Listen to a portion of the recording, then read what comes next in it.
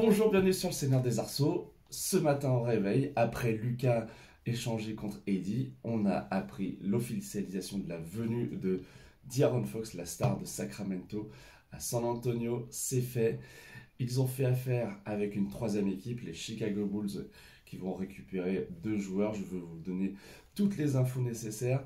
Bienvenue et c'est parti. Et on commence par l'immense surprise pour moi, c'est que les joueurs présents sur ce t-shirt que j'ai glané au NBA Paris Game, eh bien, seront encore avec Victor, donc les joueurs majeurs, que ce soit Chris Paul, Devin Vassell, Stephen Castle, le rookie qui était a priori assez demandé.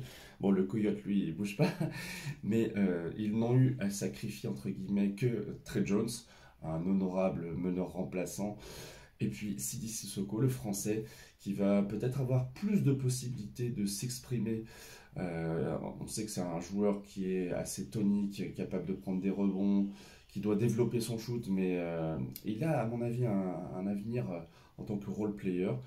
Et puis, bye bye Zach Collins, que beaucoup de fans estimaient comme vraiment un backup trop faible. Alors pour l'instant, San Antonio n'a pas vraiment de pivot remplaçant, à part, je pense, Charles Bassey. Du côté de Sacramento, on récupère quand même, contrairement à Dallas, pas mal de tours de draft. Donc on expédie De'Aaron Fox, on reçoit Sidi Sissoko, et donc 3 premiers tours de draft. 2025, le tour de Charlotte, 2027, le tour de San Antonio, 2031, celui de Minnesota. Également 3 second tour de draft. Donc 2025, Chicago, 2028, Denver, 2028, Sacramento. Ils reçoivent leur propre tour de draft. C'est bizarre. Et donc Chicago reçoit le pivot Zach Collins en backup de Nikola Vucevic. Peut-être qu'il va bouger lui aussi. Trey Jones et Kevin Huerter, le shooter requin des Kings. Kevin Huerter, il a manqué quand même un petit peu d'impact dans cet effectif. Il a tourné à 11 points de moyenne et peut-être qu'il aura un peu plus de place aussi pour s'exprimer à Chicago. Bon, dans le trade, j'ai l'impression que Chicago évacue de la masse salariale parce que bon, Zach LaVine, c'est un gros contrat. Sacramento, du coup, reconstitue la doublette LaVine DeMar DeRozan qu'il y avait aux Bulls. Et ma foi, ça manque peut-être d'un super bon meneur. Il y a Keon Ellis qui peut être intéressant.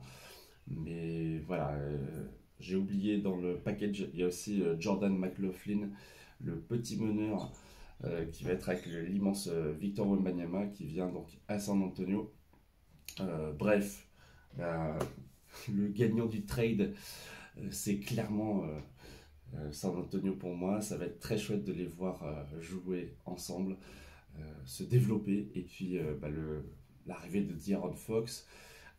Déjà, pour cette saison, c'est très divertissant d'imaginer un 5 avec par exemple De'Aaron Fox, Devin Vassell, pourquoi pas Chris Paul, Stephen Castle. Je pense que bon, il y en aura un des trois qui va rester sur le banc, et puis peut-être Jeremy Sohan, Harrison Barnes. Voilà, ça fait quand même de la profondeur d'un seul coup pour notre Victor national qui va, je pense, être très très content de cette nouvelle. Et puis, on ne brise pas l'alchimie, c'était un petit peu le risque du côté de San Antonio. On sent que c'est une équipe jeune avec pas mal d'affinités. On met fin un petit peu à l'expérience de Zach Collins, un joueur qui n'a jamais vraiment séduit et qui a pu apporter de temps en temps quelques points, mais vraiment, il faudra, je pense à l'avenir, que les Spurs se concentrent sur ce poste. Et les Sacramento Kings, finalement, franchement, ils s'en sortent très très bien. Ils ont pour la prochaine draft 2 choix. Ça va être intéressant de voir comment ils vont développer des nouveaux joueurs, tout en ayant un socle d'anciens qui peuvent les maintenir pendant 2-3 ans au moins, je pense, à un très bon niveau. Même si la conférence Ouest, ça reste compliqué. Les Bulls, eux, sont en reconstruction. Je pense qu'ils ont quand même compris que le ventre mou, ça suffisait. Donc ils vont, je pense, essayer de se reconstruire peu à peu. Et si vous avez des réactions, bien sûr, n'hésitez pas. L'espace commentaire est fait pour ça. À bientôt sur le Seigneur des Arceaux. Salut!